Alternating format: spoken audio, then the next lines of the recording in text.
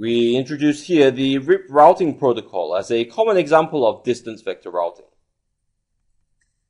Distance vector routing protocols are a form of dynamic routing protocol that work on the principle of the Bellman-Ford algorithm to define the route that packets should take to reach other network destinations.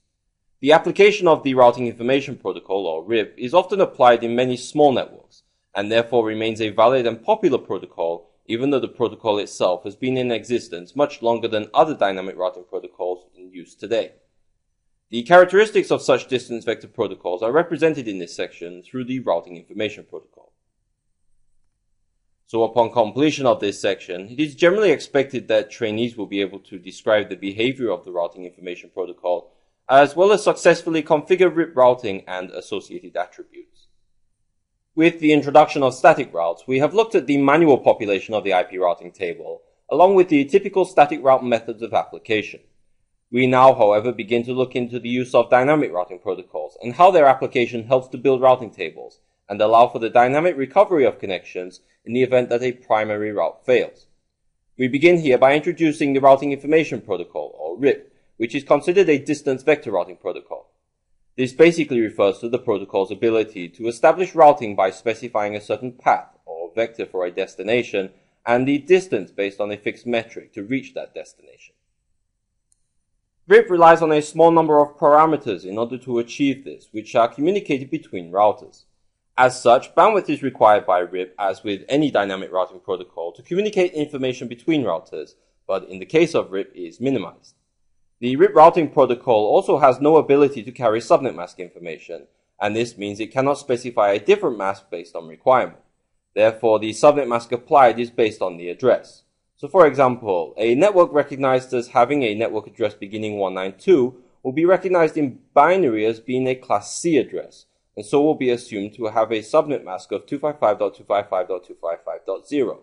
This means that RIP must operate as a classful routing protocol, and as such only use classful IP addressing. Routers operating with RIP will form a routing table containing routes to remote networks in a process of convergence. The convergence process for RIP, however, can be slow and is susceptible to an issue known as counting to infinity, which involves routers being unable to converge. We will introduce the details of this later. However, we should initially understand that as a result of this, RIP was designed with a diameter of 15 routers, limiting traffic from one end of the network domain to the other, whilst also limiting the use of RIP to small to medium-sized networks. We represent the typical application of RIP in the image as part of a single site. In terms of implementation, however, RIP is simple to configure with little in the way of complexity. The primary operation of every IP routing protocol is to allow for the routing table to be populated with routes, to allow routers to be aware of one or multiple paths to remote networks. For RIP, this is no different, and so to allow the IP routing table to be populated with routes, RIP will transmit messages known as route advertisements that carry routing information to the neighboring routers. Route advertisements are transmitted by routers periodically, for which the default transmission period in RIP is every 30 seconds. However, it is also possible to, but not typical for, routers to request routing information from neighboring routers where necessary. In the case of RIP, only the best routes from the perspective of the advertising router will be advertised to the neighboring routers. From the example we see here, RTA is directly connected to network 10.0.0.0. Neighboring routers in the form of RTB and RTC will learn of this network through the advertisements sent by RTA. The receiving routers will also advertise this network based on the best path, such as can be seen between RTC and RTB. RTB will learn the best routes from the perspective of both RTA and RTC. The metric is what is used to determine which route constitutes a better route. In RIP, the metric is determined based on hops and represents the distance to a given network. A lower hop metric, therefore, is considered a better route.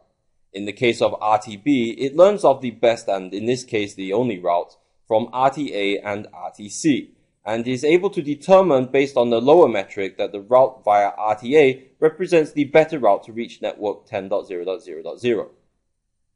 The hop metric is incremented by 1 each time a packet is to be forwarded by a router. In some instances, it is possible for the routing path and metric learned to be inaccurate, and for those routers operating with RIP to experience routing loops, which we shall look at in more detail in the coming slides. It is important, however, to realize that where this occurs, the router is often unable to converge the route due to the increasing metric value, which, if not limited, will continue to increase indefinitely. This is referred to as counting to infinity, and so RIP puts a cap of 15 on the metric, with a metric of 16 representing an unreachable route. This is so to allow convergence in such occurrences to be achieved sooner, without affecting the general ability of RIP to support routing in small to medium-sized enterprise networks. We show here an example of the means by which a loop formation is possible. In this example, we have two routers in the form of RTA and RTC, and network 10.0.0.0 to which RTA is directly connected. As part of the general operation of RIP, network 10 will initially be advertised to RTC with a metric of 1, allowing RTC to identify the best path to network 10 via RTA. In the event, however, that the connection to network 10 on RTA is suddenly lost, the routing entry in RTA will become invalid. RTC, however, contains a route in its routing table to network 10 that is learned from RTA, and may proceed to advertise this as the best route for network 10 to RTA. Upon receiving this, RTA is able to update its routing entry to network 10 with the new learned route containing a hop metric of 2. Since RTC learned this route from RTA, when RTA proceeds to advertise this route to RTC, the route now contains a hop metric of 3, to which the cycle continues. Since RIP contains a limit on the hop count, when the metric reaches 16, the route will be deemed unreachable, and as such preventing counting to infinity. One of the problems with the counting to infinity process is that time is still required before the route can be deemed unusable, and so the network may not be stable for a period of time until such a hop count of 16 is reached. It is important for this convergence time, therefore, to be improved, and so another process to handle this is required. Split horizon is the means by which this is alleviated. Split horizon works by stating that a route that is learned via an interface cannot be re-advertised back over that same interface, such as where a route received from RTA by RTC on network segment 192.168.1.0 will not again be advertised back to RTA over the same link. If we return back to the example given, we can see in the case of the three routers the route advertisements that are typically generated, along with the metrics in each case. We can then consider a situation in which network 10.0.0.0 that is connected to RTA is lost. The loss of this route will in fact start another process in which the route is marked by RTA for deletion.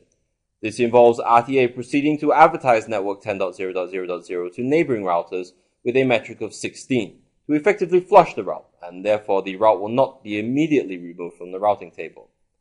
If, however, during this period another advertisement is received by RTA for the route, such as in the case of the advertisement sent via RTC to RTB, RTA will again assume a valid route is present to network 10 via RTB, leaving the potential for an alternative counting to infinity loop to occur. In respect to the matter of convergence times that are affected by the count to infinity process in RIP, another mechanism was introduced that looked at improving the time in which RIP routes would converge. The poison reverse mechanism is considered an improvement on the split horizon mechanism, and works by ignoring the split horizon rule that RIP routes received on an interface cannot be advertised back over that same interface, and instead proceeds to advertise the route back, but this time with a metric of 16. This is done to effectively ensure that should a route be lost, it will not be inadvertently learned falsely via other means. We can again consider from the perspective of RTA, advertisements of network 10.0.0.0 to peering routers being met with a response that involves the same route with a metric of 16 being received by RTA. This effectively tells RTA that there is no other route via which network 10 can be discovered. If network 10 that is connected to RTA suddenly failed, the route would be immediately considered unreachable to RTA, with no chance for it to be learned via another route.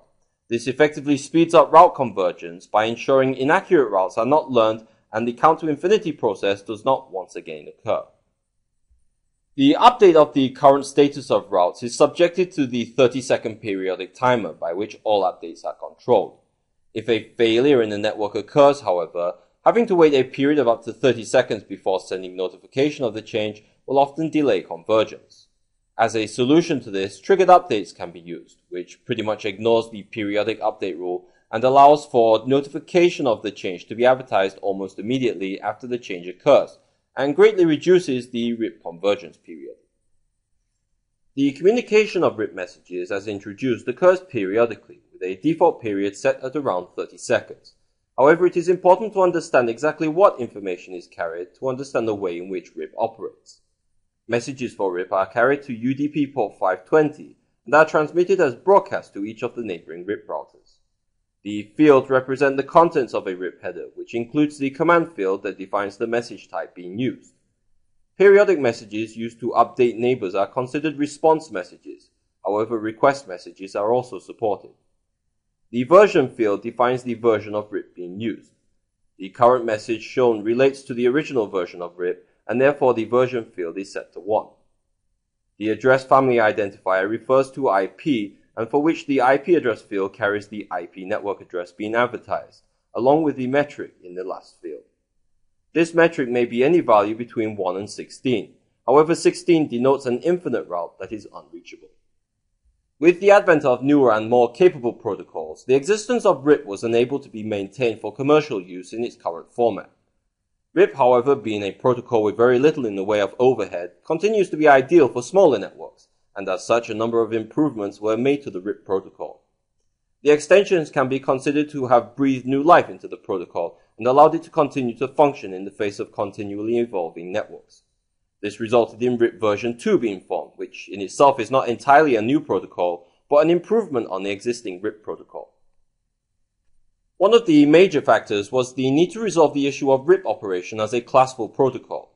We see, however, that following the extension of the message field, RIP now supports a field used to carry subnet mask information, enabling classless behavior to be supported. The version field distinguishes the extended version from the original by setting the version number as version 2.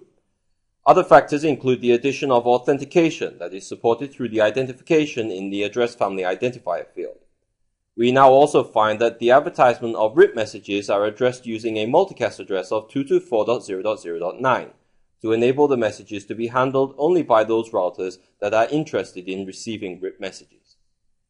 During the initial development of RIP, security was not a factor for consideration. However, as IP networks have grown, the importance of security in routing has increased dramatically. This has resulted in changes made to RIP that includes authentication, which allows messages to be accepted only when the peering router is able to be authenticated. This is important to prevent rogue routing devices from being added to the network that can effectively redirect traffic to other routes and compromise the network.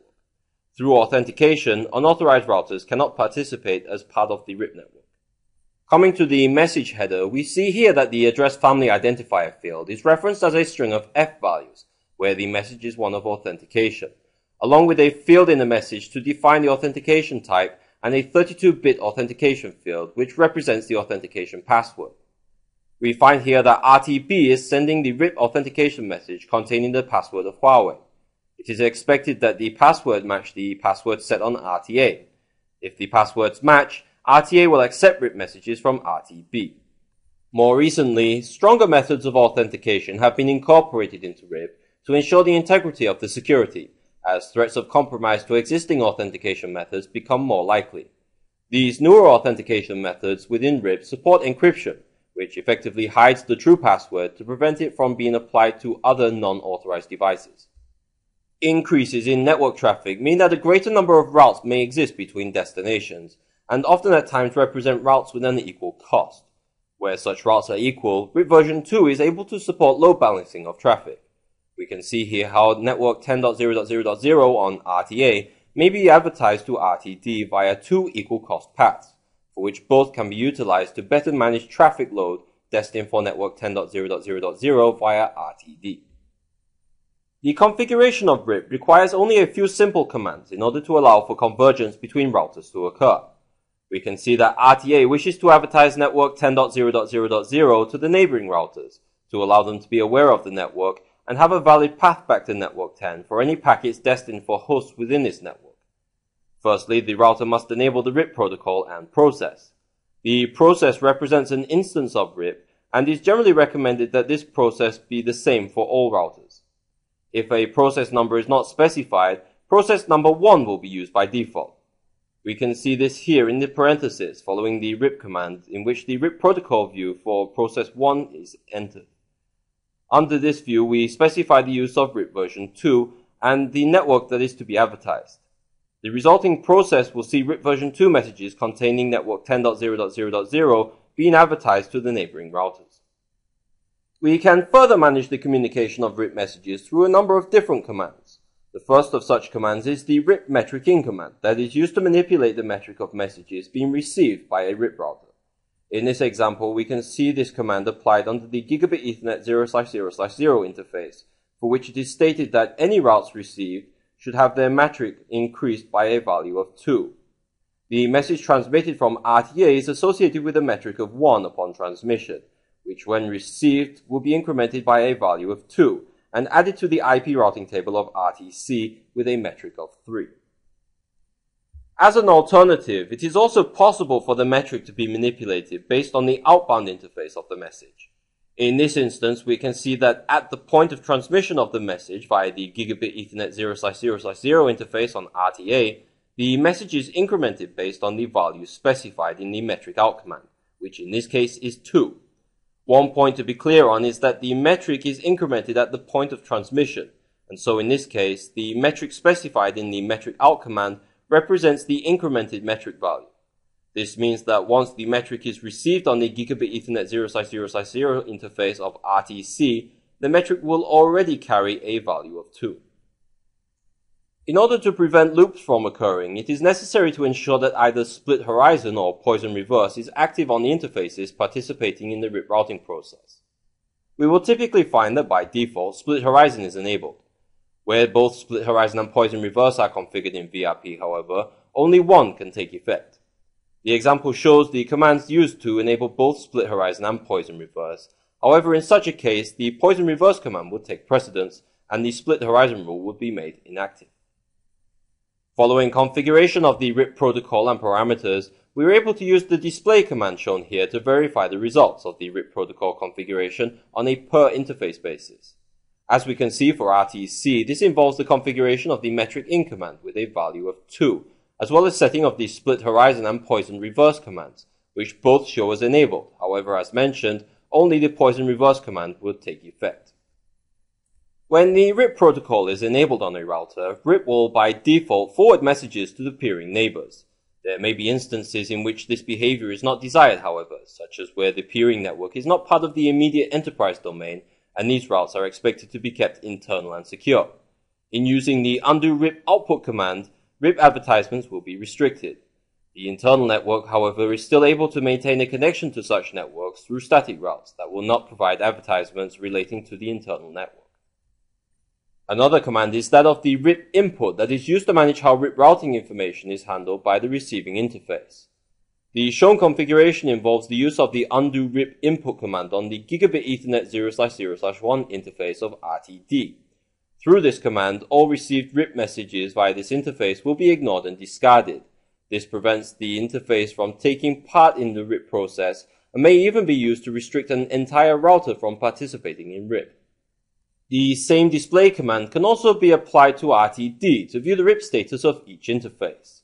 In this case, we take a look at interface Gigabit Ethernet 0/0/1, on which we should recall that the command undo RIP input was configured. The resulting command output thereby shows the inbound RIP messages are discarded as a result of the disabled state of the input field. A similar command to that of the RIP input is the silent interface command. While the interface will not participate in RIP, it will continue to receive messages and update the routing table with the messages received. If the RIP input or RIP output commands are configured on the interface at the same time as the silent interface command, it is the silent interface command that will take precedence. For those interfaces that have been configured as silent interfaces, we're able to verify the configuration has taken effect using the display RIP command.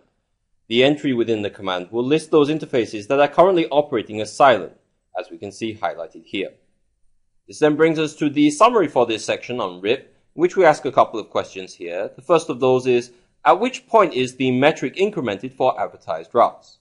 Well, if we recall, the metric of advertised routes are always incremented at the point of transmission from the outbound interface. Secondly then, what configuration is required in order to advertise RIP routes? Well, we are required to configure the network command followed by the network to be advertised. If there are multiple networks, each will require an individual network command to be configured for each network.